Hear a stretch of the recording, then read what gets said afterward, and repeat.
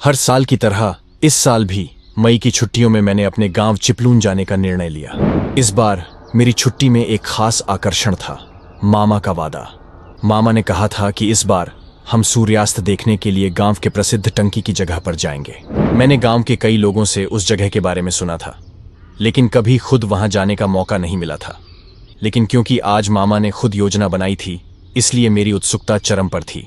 दोपहर की नींद से उठते ही मैंने देखा कि घड़ी में 4 बज चुके थे।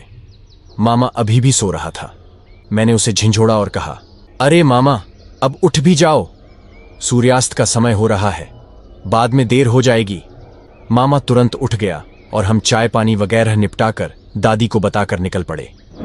हमने पहाड़ चढ़ना शुरू किया। चढ़ाई बहुत ही आसान थी। चारों ओर पहाड़ की ढलान पर भी लोगों के घर देखकर मुझे आश्चर्य हुआ। हमें 2 सीढ़ियां चढ़नी हो तो आलस आता है, और ये लोग रोज पहाड़ चढ़कर अपने घर आते हैं। 5-10 मिनट चलने के बाद घर पीछे छूटने लगे। अब हमारे चारों ओर केवल पेड़ ही पेड़ दिखने लगे। बीच बीच में सीढ़ियों वाली सुंदर गलियां आगे का रास्ता दिखा रही थीं। 10-15 मिनट और चलने के बाद मामा ने एक जगह रुकने को कहा।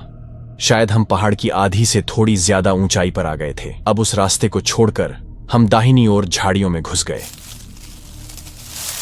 झाड़ियों को हटाकर मामा ने कहा, ये देखो, आगे दिख रही है ना, यही वो टंकी की जगह है। मैंने देखा तो एक बड़ी गोल पानी की टंकी दिख रही थी। उस पर चढ़ने के लिए एक लकड़ी की सीढ़ी भी थी।